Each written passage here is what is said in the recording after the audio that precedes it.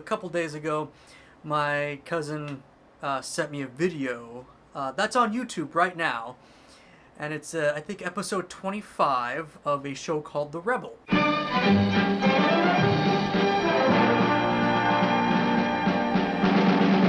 Johnny Yuma. It is a 1950s Western that follows the exploits of the main character, Johnny Yuma. And it's a kind of interesting episode, actually. There are significant parallels to this episode and to Quentin Tarantino's most recent film, as of the time of this recording, The Hateful Eight. Now, I love Quentin Tarantino. We all know that he takes from all sorts of pop culture and kind of creates his own stuff from it. Inglourious Bastards and Django Unchained and Kill Bill, they were just full of references, both direct and indirect, from just his love of cinema. And, you know, it goes back as far as Reservoir Dogs. But this one in particular was just a little bit off. You know, Johnny Yuma's at this cabin. They see a horse-drawn carriage come up, and a couple men come out of it. And the last person to come out of it is a woman. And, you know, being a gentleman, Johnny Yuma tries to help her down.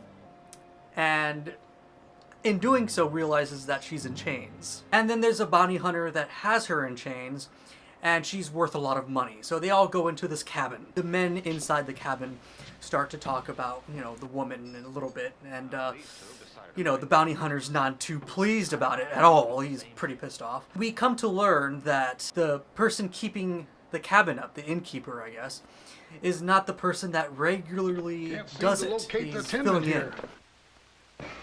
I'm tending the outfit for a day or two. Mikey got himself a touch of fever. But isn't that... And then he and Sweet Dave inside? Hey, here! I'm running the place while they're gone! That's interesting. So, it's becoming nightfall, and unfortunately they all have to stay in the cabin, and the next carriage don't leave until morning. You aren't much of a conversationalist, are you, Farnham? Counts as a stroke of luck, as far as you're concerned. You don't hear me complaining, do you?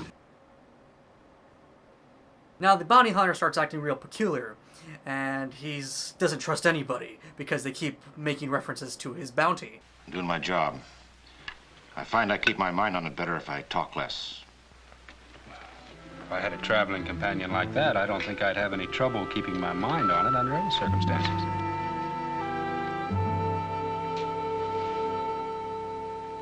Even during meals, Mr. Farnham? You have 3 big, strong men to help you if I try and get away.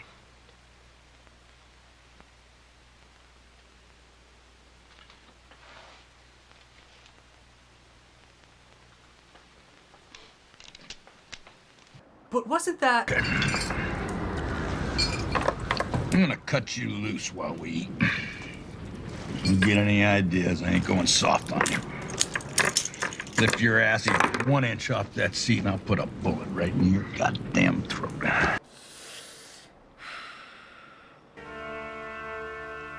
I've never seen any of you before. I don't know who you are or where you come from. Any of you. Maybe one of you is here for something he shouldn't be. For her. But I swear this to you. I'll take Cynthia Kenyon to Laredo, dead or alive. This here is Daisy Domergue. She's wanted dead or alive for murder. $10,000. That money's mine, boys. Don't want to share it. I ain't gonna lose it. When that sun comes out, I'm taking this woman into Red Rock to hang.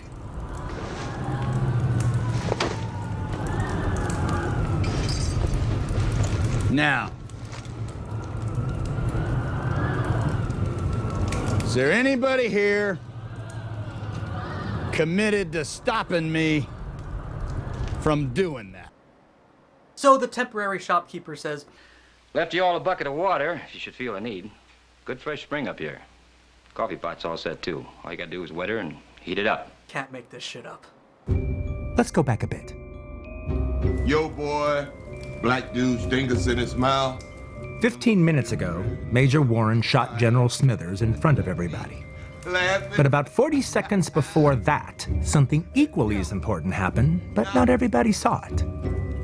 While Major Warren was captivating the crowd with tales of black dicks and white mouths, somebody poisoned the coffee. Never was my drink anyway. Water's water. You hold it.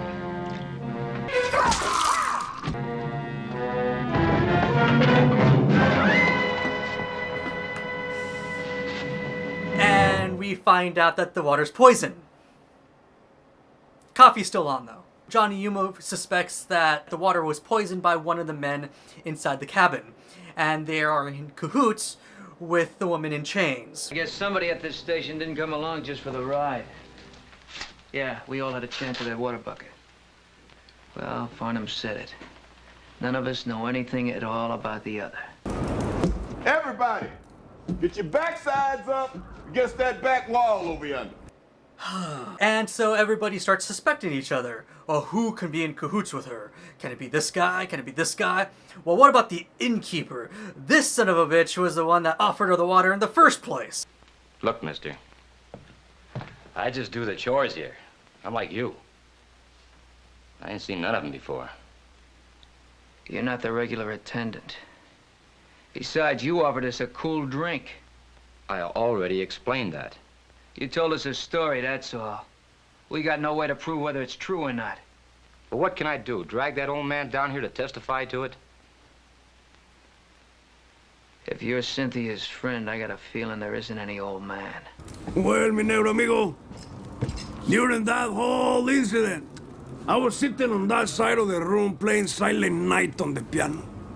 Oh, I ain't say you poisoned the coffee. I said you didn't make the stew.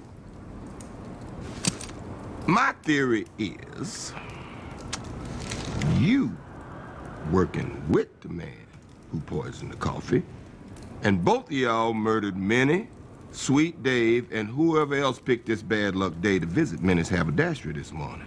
And they start playing more of a game of cat and mouse. This is finally where the stories kind of deviate. Johnny Yuma offers the bounty some coffee, and the coffee's good. She throws it in his face and escapes. One of the men inside the cabin goes after her, and it turns out that the man in black, who was a very shady character to begin with, was her lover.